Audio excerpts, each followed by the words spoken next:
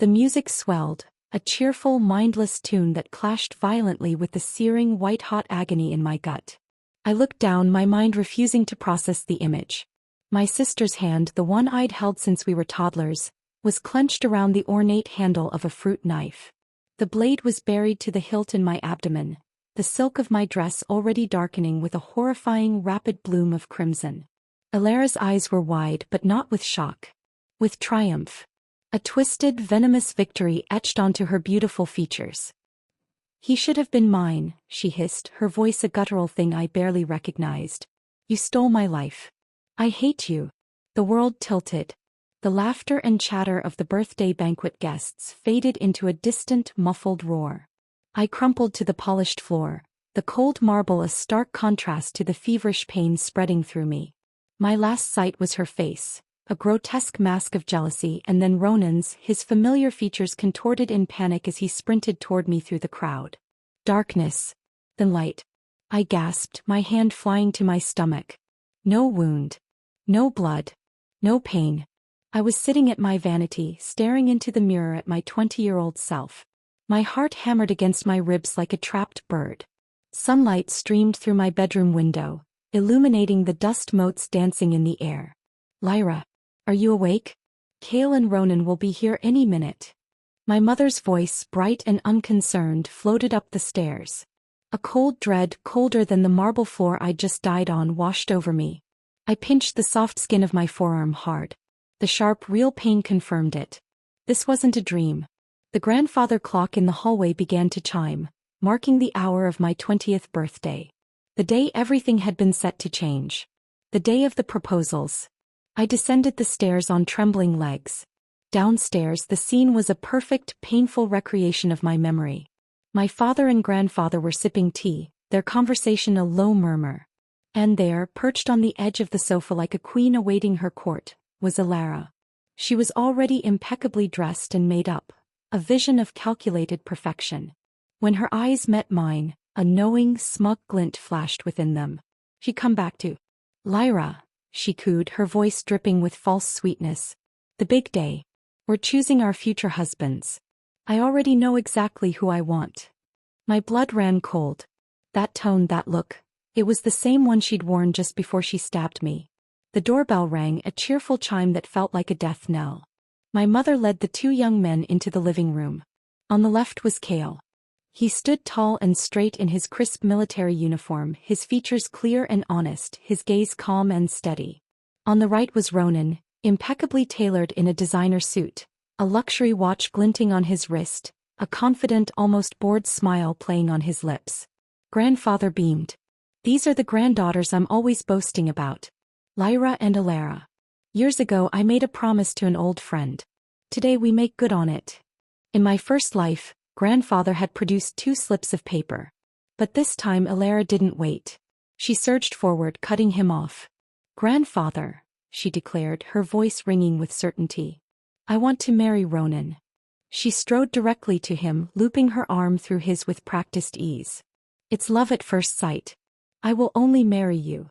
Everyone was stunned into silence. Ronan looked slightly uncomfortable but offered a polite, bemused smile. Grandfather, flustered, turned to me. "Lyra, then you will?" "I'd be happy to," I said, cutting him off before he could finish. I didn't look at Ronan. I didn't look at my sister's triumphant face. I walked directly toward Cale.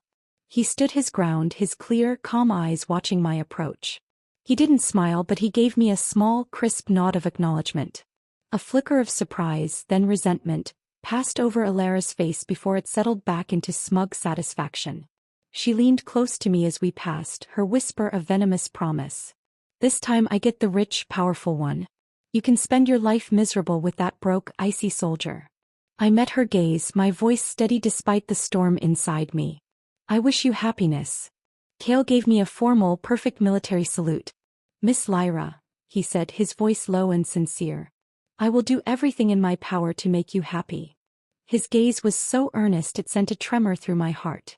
This was not the rigid, dull man Alara had described in her bitter rants. This was a man of substance. After the engagement was formalized, the families began planning the weddings. Ilara immediately launched into a campaign of flaunting the obscenely lavish betrothal gifts the Ronan family sent. Jewels, designer clothes, a sports car. She preened and paraded, constantly seeking me out to show off her latest acquisition. "Aren't you jealous, Lyra?" she finally asked one day, unable to bear my silence. I looked out the window at the sunlight. "Everyone has a different definition of happiness." She scoffed. "You'll understand just how important money is when you're stuck in some tiny old apartment, doing laundry and cooking all day." I simply smiled and said nothing. While she was busy with fittings for a gown that cost more than a car, I began quietly researching Cale's family, the Valors. They weren't wealthy, but they were known for their integrity and strong values. My mother told me Cale had already achieved the rank of captain at a young age. "His future is promising," she'd said, a hint of apology in her voice, as if promising wasn't as good as having. My father added that Cale's father had died young, and he'd been raised solely by his mother. It said Mrs. Valor is a woman of great principle, highly respected in their community. It was a far cry from Ilara's descriptions of a backward, poor military family. I chose a wedding dress of simple, elegant satin, adorned only with delicate floral embroidery. It was beautiful in its understatement. On the morning of the wedding, as my mother adjusted my veil, she tucked a fresh lily into my hair. "Cale asked what flower you liked. He had this flown in from Kunming this morning." The delicate fragrance was refreshing, a token of thoughtfulness that meant more to me than any jewel. When the church doors opened and I walked down the aisle on my father's arm, I saw Cale standing tall at the altar. His dress uniform was sharply pressed, his shoulders straight. When he turned and saw me, his eyes lit up with an awe that made my breath catch. It wasn't a look of appraisal, it was one of genuine wonder. "You look beautiful today," he whispered, his voice trembling with a depth of emotion that felt far more real than any polished compliment. The ceremony was simple and solemn. He slipped a graceful platinum ring onto my finger. Inside, I could feel the delicate engraving of our initials. As we exchanged rings, I felt the rough layer of calluses on his palm, marks left by years of training, of holding a rifle, of hard work. "A life of action, not privilege. I will protect you with my life," he vowed, his thumb softly brushing the back of my hand. And in that moment, for the first time since I'd awoken in the past, I felt a flicker of something other than dread or purpose. I felt a sliver of hope. The commotion broke out just as we were pronounced husband and wife. The church doors swung open with a bang, and there stood Ilara, resplendent in her extravagant bejeweled gown, a human diamond. Behind her, visible through the doors, was a procession of 10 identical black Mercedes sedans. "Sorry I'm late, sister dear," she trilled, her voice sickeningly sweet. The Ronans sent 10 cars for the bridal escort, but the traffic was just terrible. She deliberately waved her wrist, flashing a heavy jade bracelet. "An heirloom from my mother-in-law. She insisted I wear it today." A wave of gasps and murmured admiration rippled through the crowd. I saw Cale's mother, a dignified woman with sharp eyes, frown slightly. But Cale only looked at me, his calm smile never wavering, as if this entire garish spectacle was happening on another planet entirely. At the banquet, Ilara and Ronan paraded from table to table, flaunting her 3-carat diamond ring. Cale and I sat quietly at the main table. He patiently peeled shrimp for me, dipping each one in vinegar before placing it on my plate. "You don't have to do that," I said, feeling a flush of embarrassment. "I'm used to taking care of my men in the army," he said with a soft smile. "And now you're the only one in my home. I need to take even better care of you." There were only 15 tables at our reception, but every dish had been carefully chosen. Mrs. Valor had made sure my favorite steamed sea bass was served first. It was a small thing, but it spoke volumes. She had paid attention. I'd heard later that the leftovers from Ilara's 80-table extravaganza filled 3 industrial garbage bins. That night we arrived at our new home, an apartment assigned by the military. It was a simple 2-bedroom with sturdy, functional furniture. It was clean and bright, facing south with large windows. Cale came up behind me, wrapping his arms around my waist. "I'm sorry," he murmured into my hair. "This place is a bit small." I turned in his embrace to face him. "It's perfect. It faces south and gets great light." His eyes, a warm shade of hazel, lit up. Suddenly he reached up to the top of the wardrobe and pulled down a flat, wrapped box. I got you a surprise. Inside was a beautifully bound set of military history books. The very ones I had casually mentioned wanting to read months ago in a conversation I barely remembered. I looked up at him in shock. He scratched his head, a boyish gesture that was at odds with his soldier's bearing. I saved the note in my phone. Thought it'd make a good wedding gift. He remembered. He'd listened. The next morning I awoke to the smell of frying eggs and the gentle clatter of pans. The space beside me in bed was empty. I tiptoed into the kitchen to find Cale wearing an apron, carefully flipping eggs. A pot of milk warmed on the stove. "Did I wake you?" he asked, looking slightly flustered as he quickly turned off the heat. "I'm used to waking at 5:30. I wanted to let you sleep a little longer." The eggs were golden and perfectly crispy around the edges, exactly how I liked them. And then I remembered him watching me at the wedding banquet, quietly noting that I'd only taken the well-cooked eggs from the platter. He didn't miss a thing. After breakfast he insisted on doing the dishes. Sunlight streamed through the kitchen window, casting a soft light on his profile. He caught me staring and smiled. "I'm taking you to meet my mom today. She's been talking about making her herbal chicken soup for you." His mother lived in an old but well-kept house on the military base. The rich, comforting scent of soup filled the air the moment we stepped inside. Mrs. Valor was a woman of few words but sharp eyes. She gently pulled me down to sit beside her, studying my face. "This boy didn't bully you, did he?" she asked, her tone serious. "Mom," Cale muttered, his ears turning red. "He's been wonderful," I said and found I meant it. "He even made me breakfast this morning." Her stern expression softened. "This boy's been caring since he was little. When he was 8 he could cook noodles and take them to the hospital for his dad." She suddenly fell silent, her expression dimming. I would later learn that Cale's father had died from injuries sustained during a training mission. Cale's choice to join the military was a tribute to him. She prepared a feast for lunch and kept piling food on my plate. As we were leaving, she pressed a red cloth pouch into my hand. "This was from Cale's grandmother. It's yours now." Inside was a simple, smooth orange jade bracelet, warm and translucent from years of wear. "It's not worth much," she said, a hint of embarrassment in her voice. I slipped it on immediately. "It's beautiful. Thank you, Mom." On the drive home, Cale held my hand. At a red light he spoke softly. "After my dad passed, my mom raised me on her own. She always said, a wife isn't a housekeeper. She's a partner, someone to face life together with." His words settled deep in my soul, warming places that had been cold with fear and memory. Just then my phone buzzed. A photo from Alara. She stood on the spiral staircase of the Ronan family's villa, a wall of luxury handbags behind her. "Jealous, Lyra?" The text read, followed by a smug emoji. I locked the screen without replying. Cale had pulled over by a street vendor and was seriously inspecting roasted chestnuts as if performing a tactical assessment. He returned with a warm paper bag. "You said last time you liked these," he said, handing it to me. I peeled one open. It was sweet, fragrant, and perfectly warm. The simple, honest taste of it, given with such quiet attention, felt more valuable than any handbag wall in the world. I was beginning to understand the difference between being adorned and being cherished. And for the first time, I felt a tremor of fear for Alara, for the gilded cage she had so fiercely fought to re-enter. She had gotten exactly what she wanted. And I had a terrifying suspicion she would soon discover what that truly meant.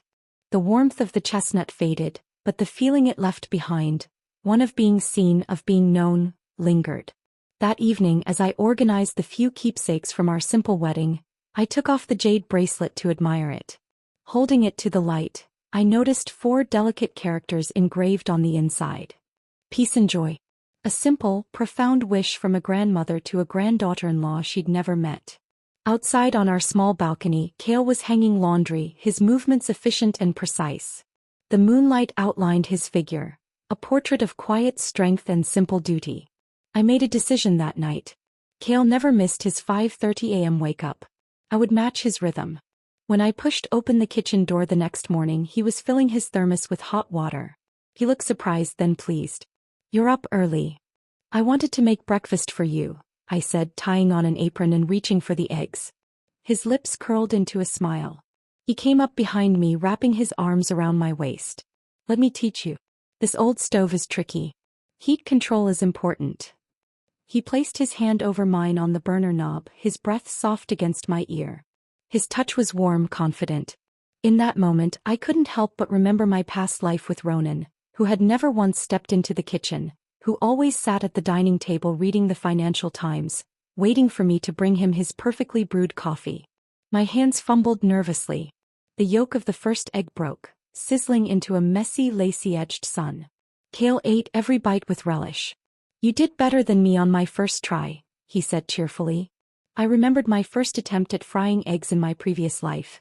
They'd been blackened discs of charcoal, and Ronan had pushed the plate away with a look of distaste. After breakfast, Cale insisted on washing the dishes himself.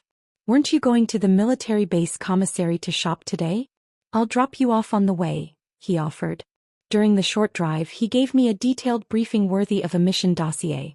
Which stall had the freshest vegetables, which auntie sold the best cuts of meat, who would give a fair price. These were things he'd carefully noted on his weekly trips home to his mother. After he dropped me off, I stood outside the bustling commissary taking a deep breath. It was a world away from the silent, air-conditioned luxury grocers I'd frequented before. "You must be Captain Valor's wife," a smiling vendor said, handing me a sturdy cloth bag. "Little Cale called yesterday. Told me you'd be coming. Asked me to save you a fresh base." She gestured to a beautifully cleaned fish already wrapped in paper. I stood there, stunned. He had thought even this far ahead. The gesture, so simple and practical, meant more than a dozen roses. That afternoon, I followed a recipe on my phone with the intensity of a bomb disposal expert. I managed one dish and one soup. I'd been heavy-handed with the salt, but the sense of accomplishment was stronger than any I'd felt dining at a Michelin-starred restaurant in my past life. That night, after Cale fell asleep, I opened a simple notebook. In the quiet glow of my desk lamp, I began to write down everything I could remember from before. It wasn't about wealth or gossip. It was about history. 2015, large-scale military drill, Operation Steel Wave. 2016, new communications equipment piloted in the Third Corps. November 2015, the Ronan Group's first major capital chain crisis. I circled one entry. September 2015, regional military competition. Key focus: night combat and information-based warfare. The next morning over breakfast, I asked nonchalantly, "Is training going smoothly these days?" Cale set down his soy milk. "There's a confrontation drill next week. I've been studying topographical maps. The terrain near my hometown is hilly, complex." I handed him a napkin. "I used to hike those mountains as a kid. I know a few hidden trails." His eyes lit up with interest. Using my memory, I sketched out the terrain on a spare piece of paper, marking several little-known paths. "This creek bed," I pointed, "it dries up completely by September. You could use it as a hidden passage. But be careful on the eastern slope. There's a section of loose shale that can give away movement." Cale studied the map for a long time, then looked up at me, his expression a mixture of curiosity and admiration. "Lyra, how do you know all this?" "I was in the orienteering club in college," I lied smoothly. "And my dad's a military history buff. We have a lot of books on local topography." It was a thin excuse, but he seemed to accept it. 3 days later, he didn't get home until very late. His uniform was smudged with dirt, but his eyes were gleaming with excitement. "We used your route today for a flanking maneuver. Took out the Red Team's command post. The brigade commander praised us on the spot. I helped him out of his muddy gear. Must have just been good luck." "No," he said, gripping my hand. His palm was rough against mine. "It wasn't. That warning about the rocky slope? You were right. There were Red Team sentries stationed there. We circled around from the downstream route. It was flawless." The kettle started to whistle sharply on the stove. I turned to shut it off, hiding the smile that spread across my face. I had changed something. I had helped him. That weekend my phone rang. It was Alara. Her voice was thick, stuffy, as if she'd been crying. "Sis? Are you busy? Just finished grocery shopping. What's up?" There was a long pause on the other end. I could hear the echo of a large empty space behind her. "Ronan hasn't come home for 3 days." Her voice cracked. She started to cry, the sound raw and hopeless. "My mother-in-law says I'm useless. Can't even keep my husband around." I stood on the roadside under a sycamore tree, watching the dappled sunlight. In my past life around this time, Ronan had already started seeing other women. Maybe his company is busy with a new project, I offered, my voice flat. They keep saying something about funding rounds and equity agreements. I don't understand a word of it, she sobbed. Sis, how did you used to? She cut herself off abruptly. I tightened my grip on the phone. She had almost slipped. She wanted to ask how I had dealt with this in my past life.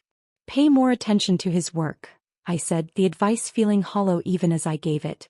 At the very least, remember the names of his colleagues and what project he's currently working on.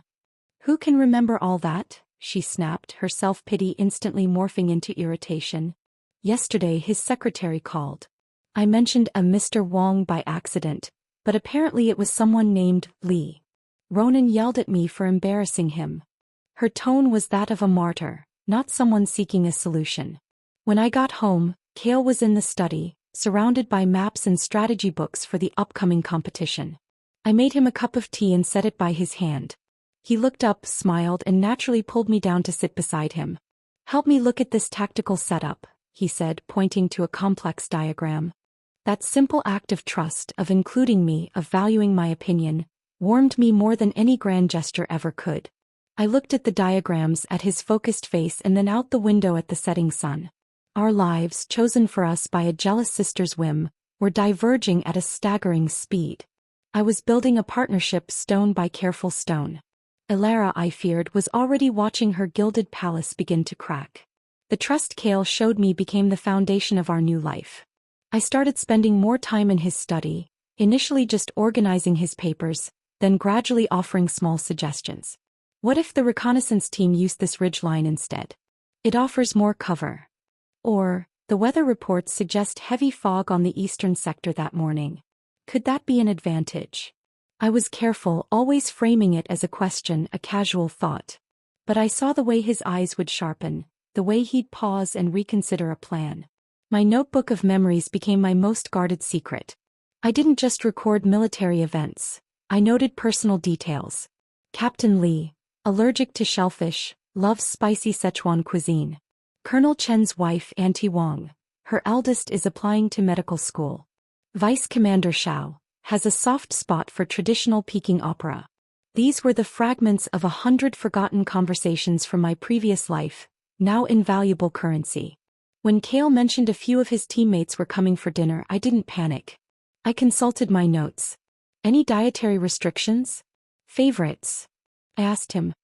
He looked surprised as he scanned the list I'd prepared. How did you know Captain Lee can't eat seafood? You mentioned it once, I said, another small lie woven into the fabric of our new truth. The dinner was a success. The skills I'd honed entertaining Ronan's business associates, remembering names, refilling drinks at the right moment, facilitating conversation without dominating it, were now repurposed for a much more appreciative audience.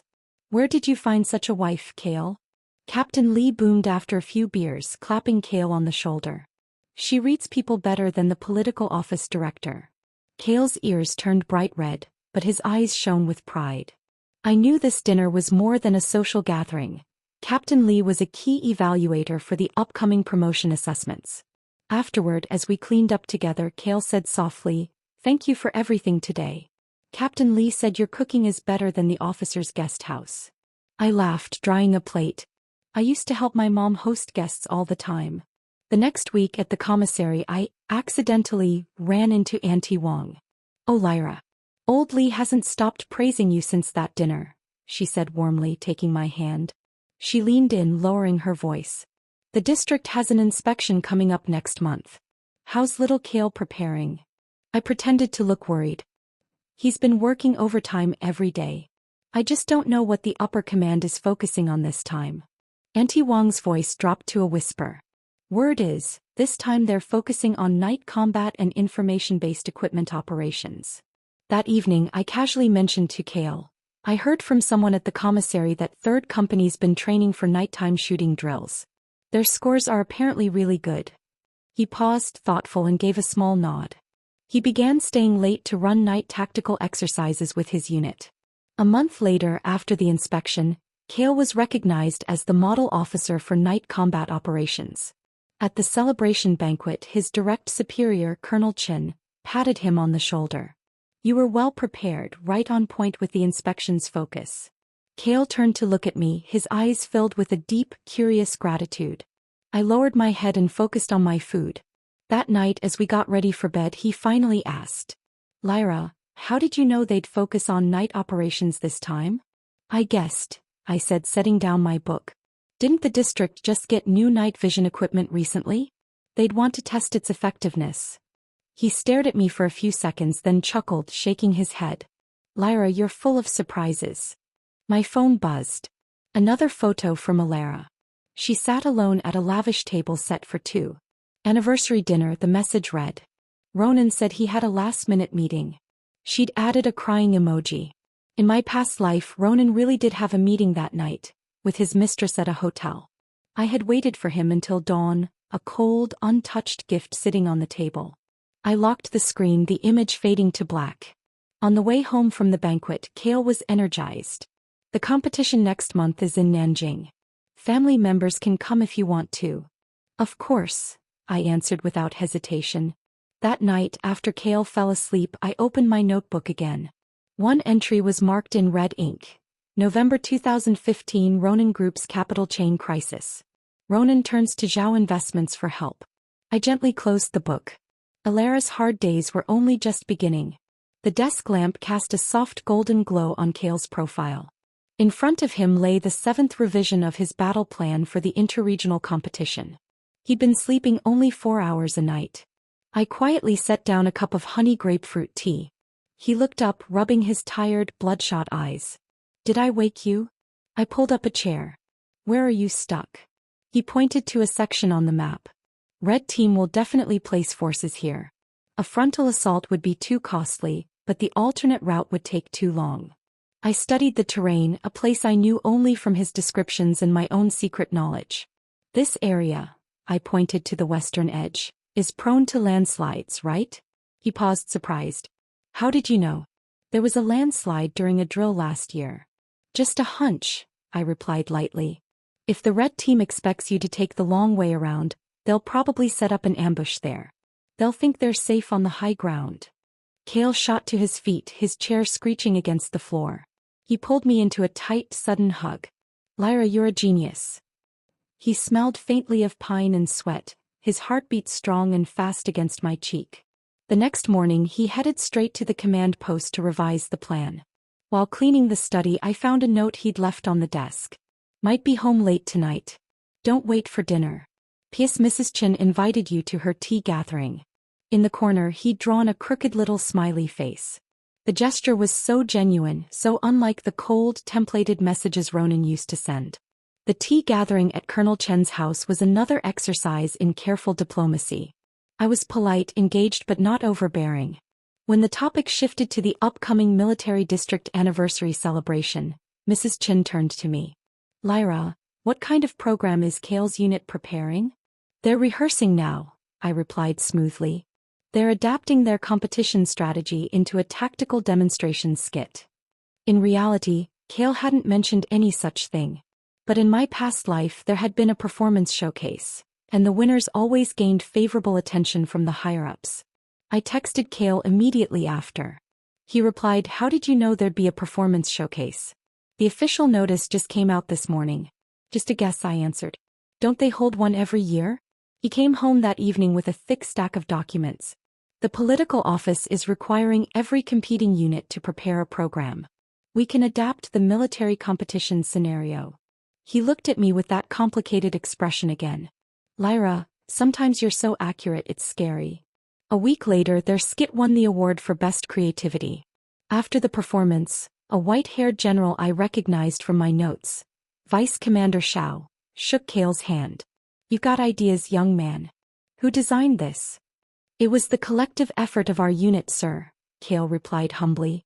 "But my wife contributed quite a bit too." "Very good," the general said, patting his shoulder. "A husband and wife working together can accomplish anything." The evening banquet was held at the district guest house. I chose a navy blue dress, elegant without being showy. When Kale saw me, his eyes lit up. "You look beautiful." I noticed several officers' wives subtly observing my manners. As Vice Commander Shao was chatting with Colonel Chen, his voice carried just enough. Your Captain Valor's wife has such poise. Just then a stir rippled through the hall. A familiar figure staggered inside. Alara.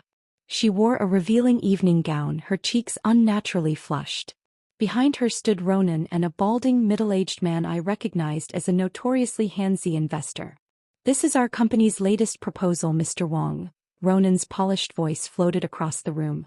Alara's eyes were unfocused, the wine glass in her hand trembling. The moment she spotted me, her eyes widened in shock. Ronan noticed us and his face immediately darkened. He yanked Alara toward him roughly. Mr. Wong, let's talk over there. Alara stumbled and her wine glass shattered on the marble floor. The sharp sound drew everyone's stare. She tried to say something, but Ronan shot her a vicious glare that made her fall silent. Isn't that the heir to the Ronan group? Colonel Chen's wife whispered. Bringing his drunk wife to a business meeting. What is he thinking? I tightened my grip on my own glass. In my past life I had been that wife, forced to smile and drink until I was sick to secure his deals. Kale gently touched my hand. Do you want to check on her? I shook my head, my voice low. She chose this path. She has to walk it to the end. After the banquet, Vice Commander Shao asked Kale to stay behind. While I waited, Mrs. Shao came over. Word is, after the competition, there's a spot for advanced study at the National Defense University. Commander Shao really thinks highly of Kale. My heart skipped a beat. That program was a direct pipeline to the upper echelons. When Kale came out, his eyes were shining. Vice Commander Shao wants me to write a paper on information-based warfare. On the ride home, he couldn't stop talking about his ideas. Late that night, my phone buzzed. A voice message from Alara. The background was filled with the sound of vomiting. Sis, I can't take it anymore, she cried, her voice slurred and broken. He told me to keep that disgusting old man company. I stared at the ceiling for a long time before I replied. Do you need me to call you a car home? No, she sniffled. My mother-in-law said if I mess up another deal, she'll cut off my credit card. I set my phone aside. Outside, the moon was pale and cold over the watchtower. The paths of our second chances had diverged into two different worlds. Mine was being built on trust and shared purpose. Hers was already crumbling, built on the shifting sands of money and envy. And the truly terrifying part was that her collapse had only just begun. The acceptance letter from the National Defense University arrived on a morning I was hunched over the bathroom sink, dry heaving for the third time. A week of relentless morning sickness had already stolen 3 pounds from my frame, and my reflection was pale and wan. Lyra.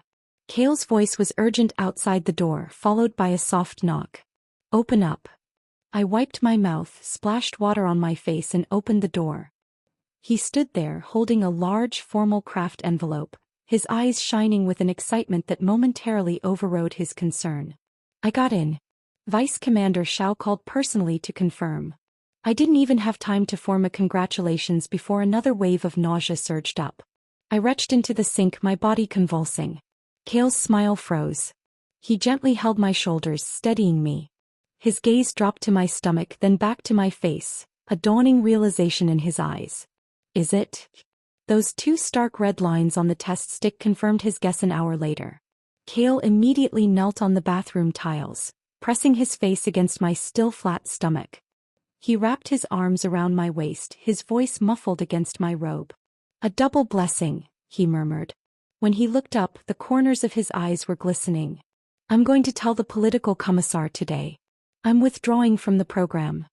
Don't you dare talk nonsense, I said, tugging on his ear with a strength that surprised us both. This is a rare opportunity. But I don't want to leave you alone, he argued, his warm palm resting gently over my lower abdomen, a protective gesture that made my heart ache. Your mom can come stay with me. And if not, we can hire a part-time helper.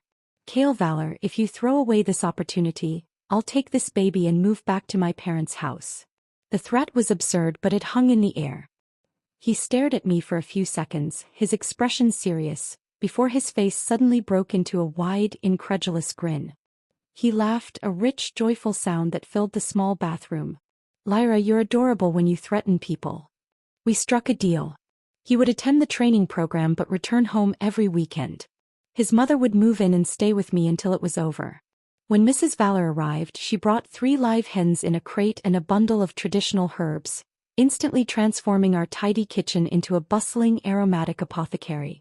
The whole apartment smelled of angelica root and goji berries. After Kale's father passed, I relied on these remedies to get through, she said, skimming foam from a pot of broth with fierce concentration. Now you're eating for 2. You need the best nutrition. I sat on a low stool, peeling garlic, watching her. Sunlight filtered through the curtains, catching the silver strands at her temples. There was a steely love in her efficiency that I was deeply grateful for. After Kale left for Beijing, he texted me every day. Photos of his class notes, complaints about the cafeteria food. Every evening during our video calls, his first question was always, "How many times did you throw up today?" On weekends, he'd come home with stacks of military theory books and read aloud from them before bed. "For the baby," he'd say, his voice soft and earnest. One late night, I woke to find him already home, softly stroking my belly, whispering, "Daddy's going to protect you and Mommy no matter what." I pretended to be asleep, a single tear tracing a path into my hairline. Halfway through the program, Kale was selected to represent the school in a major joint military exercise. The night before his deployment, he was up late organizing materials. As I handed him a glass of warm milk, a thought, a fragment from a past conversation overheard, surfaced. What if you added an electronic warfare component to this plan? I ventured. A targeted disruption right before the main assault. He raised an eyebrow, looking at me over his glasses. "You understand electronic warfare?" "I've read a few articles," I said nonchalantly. In truth, one of Ronan's past mistresses had been an expert in electronic operations, and she'd never stopped bragging about it at tedious dinner parties. Kale, deep in thought, began modifying the plan. 2 weeks later, his unit, the Blue Team, won by a landslide. His electronic interference squad was rated as a key strategic asset. "The vice principal spoke to me today," he said excitedly over a grainy video call. "There's a chance I'll be assigned directly to the command department after graduation." I rubbed my now noticeably swollen belly and smiled. "That's wonderful, Kale." The next day at a prenatal checkup, the doctor grinned at the ultrasound monitor. "Twins. Both healthy and strong." I immediately texted Kale. His reply was a flood of exclamation marks, followed by a single line. "I've submitted a request to transfer back to my original post after graduation." "Are you crazy?" I called him right away. "The command department's too busy," he said, sounding almost aggrieved. "I want to be there when the babies are born. I want to watch them grow up. My dad died early. I know what it's like to grow up without a father." Just then a bugle call echoed from his end. "I love you," he said quickly and hung up. I held the phone, my heart feeling soft and full like sugar melting in warm water. When I told Mrs. Valor, her eyes turned red. Just like his father. So stubborn. By the 6th month, my belly was enormous. Kale had finished his training and returned, now walking with me every evening without fail. The older women in the compound smiled indulgently. "Captain Valor is a model husband," they'd say. One weekend afternoon, the doorbell rang. I opened the door to find Alara standing there, her belly even larger than mine. Behind her huddled 3 little girls, their faces thin and timid. "Sis," she said, her face pale and waxy, a faint yellowing bruise under one eye. "Can I borrow some money?" I hurried them inside. The 3 girls sat stiffly on the edge of the sofa, but their eyes were locked on a bowl of fruit. "What happened?" I asked gently, handing each girl an apple. Alara's tears burst forth like a broken dam. "The Ronan family is finished. His investments failed. Debt collectors show up every day." She clutched her stomach. "My mother-in-law said if I don't give birth to a boy this time," her voice choked off. I noticed faint, bracelet-like bruises circling her wrists. "Did Ronan do that?" I asked softly. Her whole body flinched. She instinctively shielded her stomach. He's just under a lot of pressure." By the time Kale came home, Alara had already left with the kids. I'd given her some cash, which she'd stuffed into her undershirt with a furtive, nervous energy. "I heard about the Ronan group," Kale said as he took off his jacket. "They took on too much private debt. The capital chain has collapsed. It's a huge mess." He crouched down and pressed his ear to my belly, his voice softening. No matter what happens out there, as long as we're together, that's enough. I stroked his short, bristly hair. Yeah, I whispered. Being together is enough. Cale's promotion order arrived in my 7th month. He was made regimental chief of staff, granted the rank of major. The day it was announced, the whole regiment applauded. Colonel Chin laughed. Once those twins are born, we'll throw a proper celebration. The day before Alara's due date, she called again, crying so hard her words were barely coherent. It's another girl. Ronan didn't even look at her. He just left. My mother-in-law is demanding a divorce. As I listened to the newborn's thin cries on the other end of the line, my chest tightened with a sorrow that was both old and new. Then one early morning my own labor pains hit, sudden and intense. Cale reacted like it was a mission launch. He had the hospital bag in hand in seconds. Mrs. Valor insisted on bringing a jar of specially brewed soup. Giving birth is a battle. You'll need your strength. Outside the delivery room I heard Cale arguing with the doctor, his voice low but fierce. Prioritize the mother. If anything happens, save my wife first. 12 grueling hours later, our healthy boy and girl were born. Cale's eyes were red-rimmed as he cut the umbilical cords. Then he kissed me hard on the forehead. Lyra, you're my hero. The nurse brought over the cleaned-up babies. The girl had Cale's eyes. The boy had my nose. Cale cradled his daughter, brushing her tiny cheek with his finger. Daddy's here, he whispered. During my hospital stay, Cale learned to change diapers and make formula with a soldier's precision. One night I woke to find him bent over the crib, whispering, "Daddy will always protect you and Mommy." We named them En and Lu, drawing from the characters on the bracelet. Peace and joy. On the day we were discharged, a big red banner hung in front of our building. Congratulations to Chief of Staff Valor on the birth of twins. The hallway was stacked with baby gifts from neighbors. Hand-knitted booties, tiny blankets. Mrs. Valor gave us the master bedroom. You two need the space for rest and work. At my age, sleeping less is no big deal. Late at night during feedings, I'd often see Cale tiptoe into the nursery, returning minutes later with a proud grin. Mom slept through it. I changed the diaper myself. The twins' 1-month celebration was set for Army Day. The invitations had barely gone out when my phone rang. It was Alara. Her voice was faint, distant. Sis, can I come? Just me. The kids are too loud. Of course, I said, pausing. Are you okay? There was a long silence on the other end. The Ronan family is bankrupt. Nathan's gone. The line went dead. I hung up and looked at An and Lu, sleeping peacefully in their cribs. We had started from the same point, the same day, the same second chance. But our paths could not have been more different. Fate, I was learning, was never about the choice you were given. It was about what you built with it afterwards. And while I was building a home, Alara was watching hers burn to the ground. The military dining hall buzzed with a warmth that had nothing to do with the steam rising from the buffet tables. We'd laid out 20 tables, and Cale had somehow convinced the head cook to prepare all my favorite dishes. I wore a loose-fitting red dress, little and cradled in my arms. Cale stood beside me at the entrance, a picture of proud exhaustion, holding Lu as we welcomed a steady stream of well-wishers. What a lucky guy you are, Chief Valor, his fellow officers boomed, clapping him on the back and stuffing red envelopes into our hands. Cale's grin was permanent, stretching from ear to ear. No, look, our daughter looks like her mom. It's our son who looks like me, he kept insisting, as if it were the most important tactical distinction of the day. Sunlight streamed through the large windows, glinting off the red tablecloths and the happy, flushed faces of our friends. I rocked An gently. Her little cheeks were rosy and she'd break into a sudden, toothless grin every so often. Each time she did, Cale would beam as if she'd just delivered a keynote address. See? My little princess is smiling at me. Colonel Chin and his wife came over, each cooing over a baby and presenting them with red envelopes. Cale, looks like you've got it all, the colonel said, his eyes crinkling. Career and family both flourishing. Cale had just opened his mouth to respond when a subtle shift in the room's energy made me turn. A hush had fallen over the entrance. Bella stood there, a stark anomaly in the cheerful scene.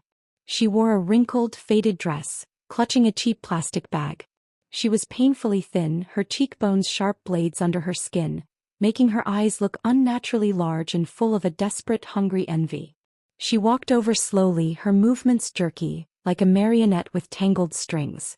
"This is for the babies," she said, her voice rough like stones grinding together. She thrust the bag at me. Inside were 2 pairs of cheap white baby socks, the tags still attached, the fabric thin and scratchy. I accepted them without a flicker of reaction. "Thank you, Bella. We'll definitely use these."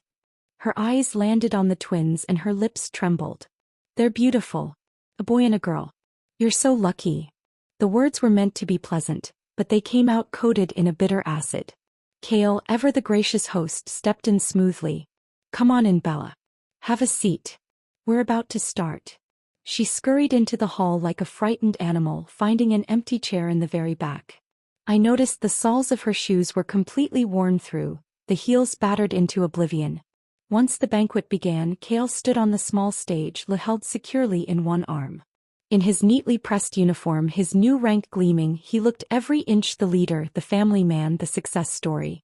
"Thank you all for coming to celebrate the first month of our daughter and son," he said, his voice cracking with emotion he didn't try to hide. I don't know what I've done to deserve a wife like mine or children this healthy and perfect." The hall erupted in warm, genuine applause.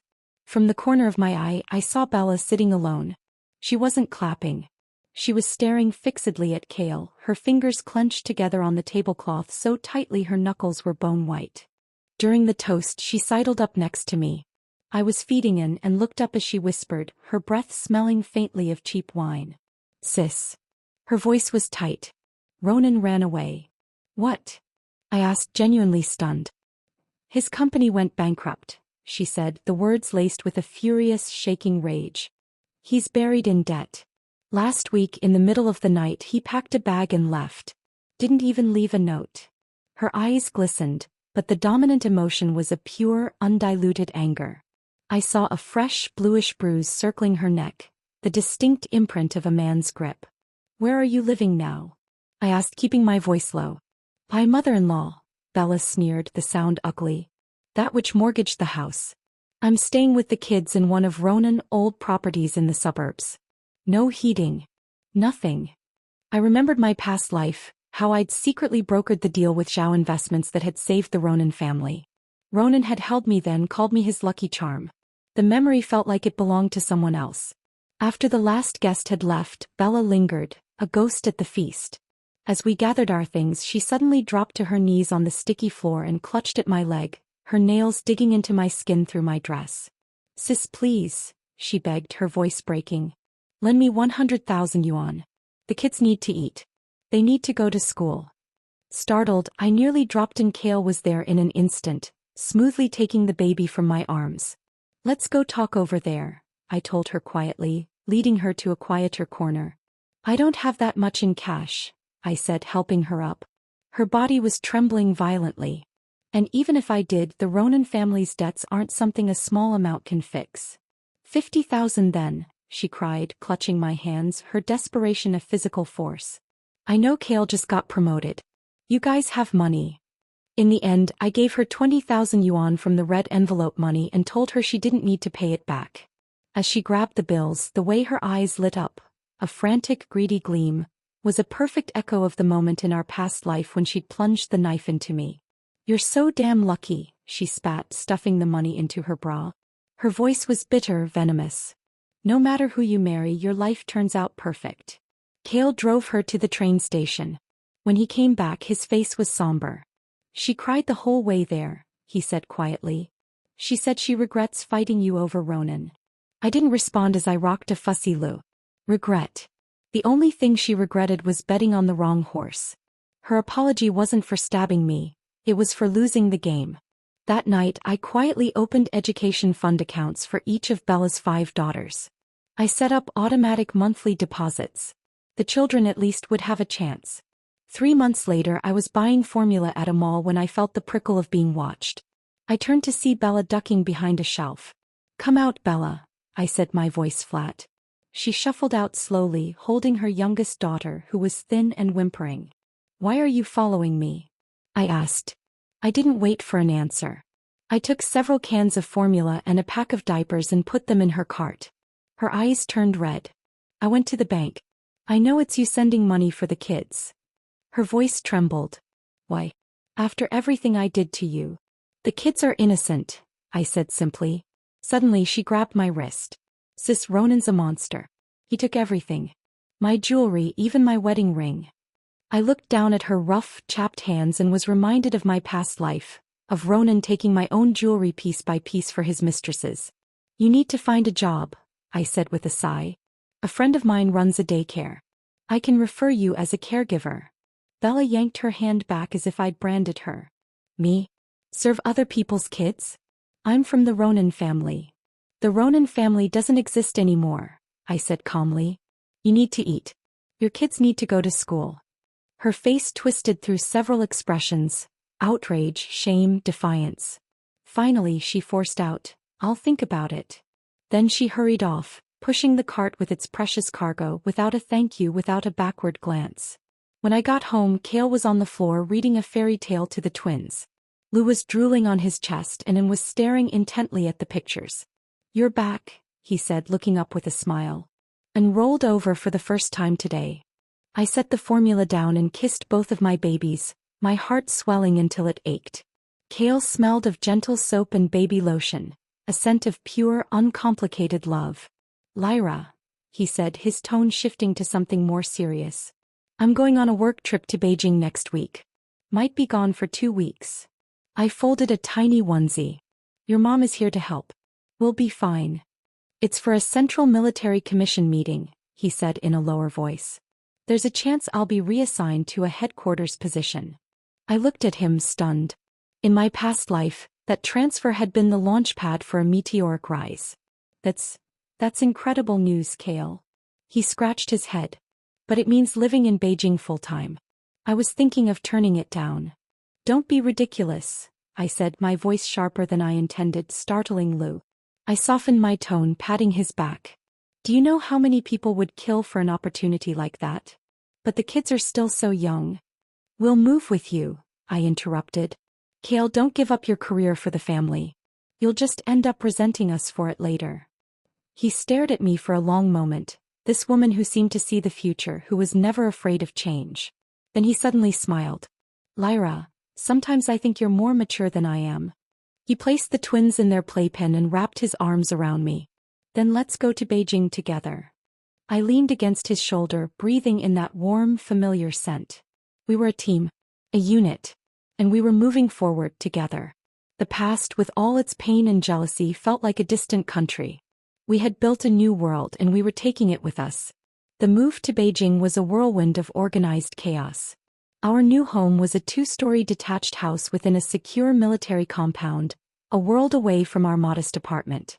On moving day, Cale's mother, Mrs. Valor, bustled about, directing soldiers carrying boxes with the authority of a 5-star general. Don't scratch the door frame. These old bones can still manage, she'd say, though her eyes welled up as she watched Cale on a ladder, hanging curtains in the living room. If only his father could have seen this day. Just as we were unpacking the kitchen, my phone rang. An unfamiliar number. When I picked up, it was Bella's oldest daughter, Tina, her voice small and terrified. Auntie Lyra? Mommy's burning up and talking nonsense. I glanced at my busy family, Cale wrestling with a bookshelf, Mrs. Valor arranging pots, and lowered my voice. Did you take her to the hospital? No, she whispered, her voice trembling. We don't have the money for the deposit. The little ones are crying from hunger. Half an hour later, I stood in front of a crumbling house on the outskirts of the city. The paint was peeling and plastic sheets were nailed over broken windows. The smell of mildew and despair hit me the moment I opened the door. Bella was lying on a stained, thin mattress, her cheeks flushed with fever. The 5 girls huddled around her like frightened sparrows. Tina held the youngest, whose cries were weak and thin. There was no heat. The girls were dressed in threadbare clothes, their small fingers purple with cold. Why didn't you tell me sooner? I asked, my voice tight as I felt her scorching forehead. When she saw it was me, she didn't protest. She just burst into ragged, hopeless tears. I was wrong. I never should have fought you. I'm sorry. Don't say that now. I took off my coat and wrapped the smallest shivering girl in it. Tina, get your mom's insurance card. We're going to the hospital. Bella struggled to sit up. I don't have insurance. It's been lapsed for half a year. I called an ambulance immediately, then called Kale's driver to come pick up the kids. Bella was hospitalized for 3 days with severe pneumonia. I hired a nurse and temporarily moved the 5 girls into our spacious guest rooms. They were quiet, wide-eyed, and heartbreakingly polite. "Let them stay," Kale said when he came home from a meeting, his arms laden with bags of new clothes and backpacks for them. "We have the space." I shook my head. "Bella won't allow it. Her pride is all she has left." I was right. When Bella was discharged and saw her kids clean, well-fed, and sitting around our dining table, her face didn't soften with gratitude. It darkened with humiliation. "Sis," she said, her voice sharp. "What's this supposed to mean?" "Mommy, Auntie gave us new backpacks," the youngest girl said innocently. Bella yanked her daughter to her side. "Shut up." She turned her fury on me. "Don't think a little charity gives you the right to look down on us." Kale frowned and stepped forward, but I placed a hand on his arm. "The kids need to go to school," I said, my voice steady. "Tina's grades are good. She could test into a top middle school." "Don't you dare meddle," she shrieked, her voice hysterical. "Haven't you taken enough from me already? You stole my whole life." She grabbed the girls and stormed out, not even taking the coats we'd bought them. The youngest looked back at me, her eyes filled with a confusion that broke my heart. "Let her cool off," Kale sighed, putting an arm around me. "She'll come back when she thinks it through." But when Bella returned, it was worse. It was a day of heavy snow. A soldier called from the gate. There was a woman with children asking for me. Bella stood outside the sentry post, her down coat filthy and torn. The 5 girls clustered behind her, shivering violently. As soon as she saw me, she fell to her knees in the snow. "Sis, please," she sobbed, the fight finally gone from her, replaced by raw survival. "Take us in. The landlord kicked us out." Ethan was at a meeting. I had the soldier help bring them inside. Hot baths, warm food, clean clothes. The girls, exhausted, fell asleep quickly in the guest rooms. Bella sat on the living room couch, her eyes swollen and empty. "Ronan's gone for good," she whispered, clutching a mug of tea, her hands trembling. "He racked up over $3 million in loan shark debt. They said they'd take the kids as collateral." She was silent for a moment. "I'll find a job. Anything." I looked at her, this broken mirror of myself. "You can stay," I said finally. "But under 2 conditions. First, the children must go to school like normal. Second, you need to find a job. Even if it's something basic." Her face shifted, a flicker of the old calculation returning. I could go work at that preschool your friend runs." "You wouldn't be helping my friend," I said, looking her straight in the eyes. "You'd be helping yourself. Belle, you're 30. It's time to grow up." She lowered her head. The steam from her tea blurred her expression. The first few days were tense but peaceful. Bella took the kids to a nearby school and even tried to help with chores. But the peace shattered on a Friday night. I returned early from a military wives' meeting.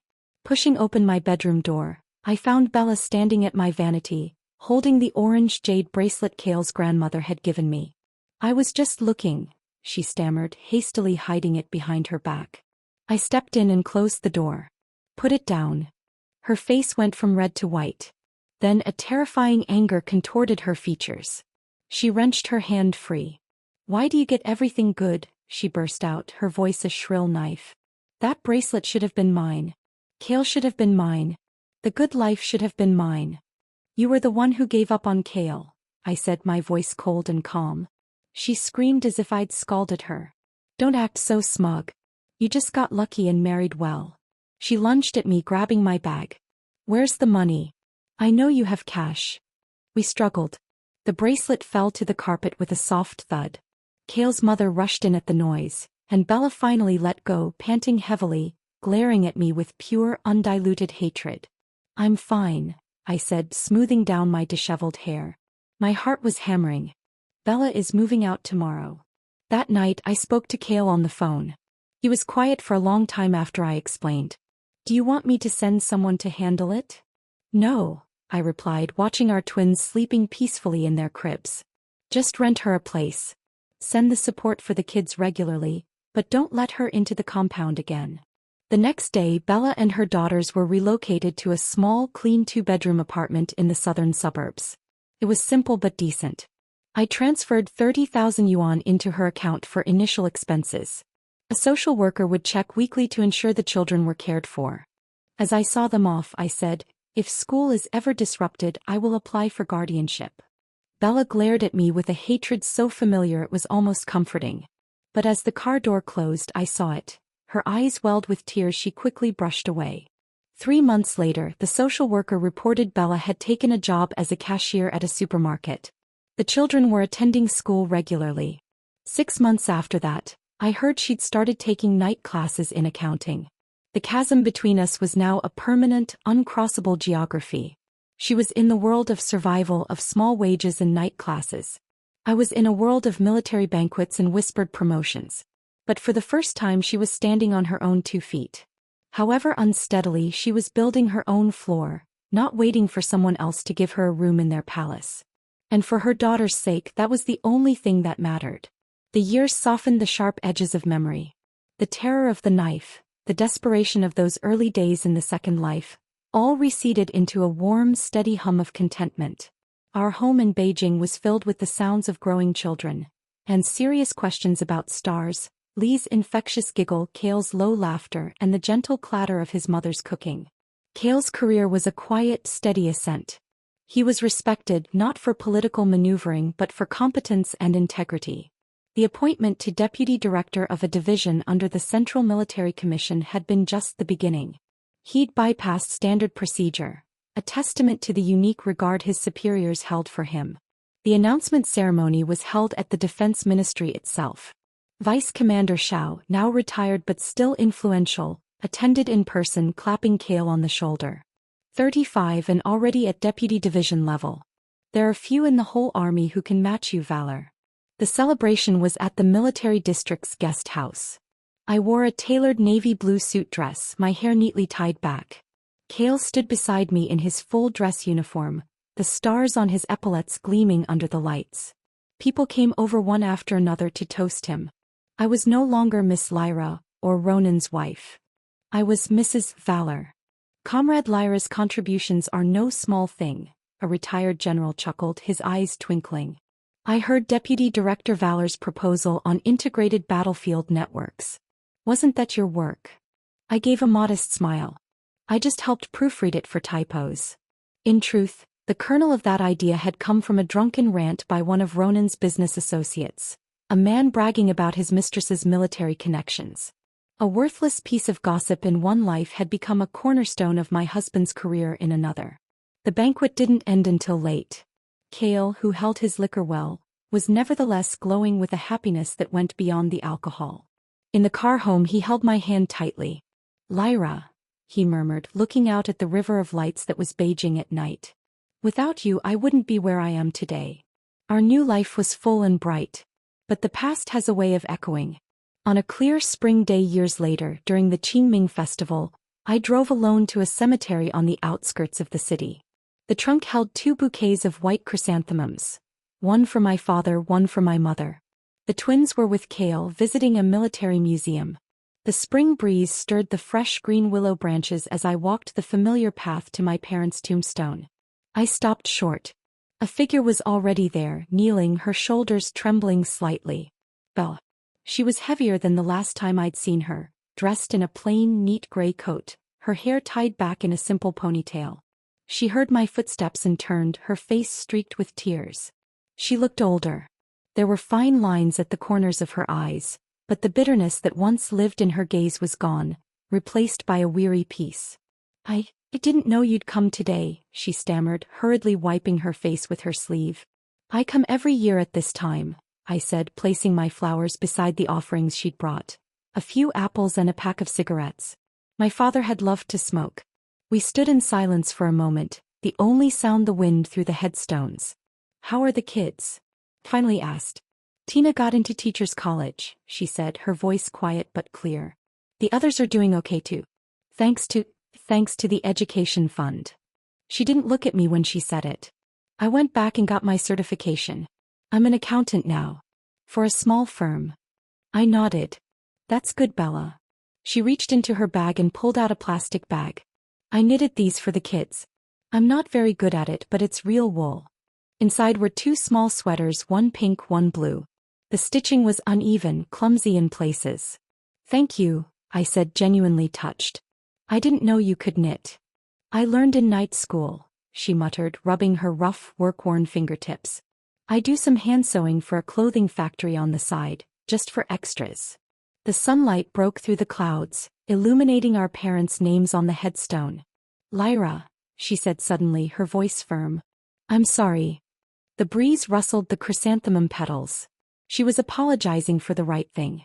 Not for losing, but for the knife. For the hatred. "It's in the past now," I said, looking at our parents' photos. And for the first time I truly felt it. "They caught Ronan last year," she said with a strange, quiet finality. "He was working as muscle for a casino in Macau. Fraud charges too." She hugged herself. "You were right. Just picking the right person isn't enough. You have to be strong yourself." I turned to her and saw not the twisted face of my killer, nor the desperate woman in the snow, but a survivor. The years had smoothed away the chaos and left something real behind. "The kids can come visit sometime," I said. "Anne and Lou haven't met their cousins yet." Her eyes lit up, then dimmed with practiced restraint. "It's better if we don't come to the compound. It's not appropriate." She had learned her place, but she had also found her dignity within it. I handed her a business card with my address and private number. "I have a small apartment in the city. It's empty.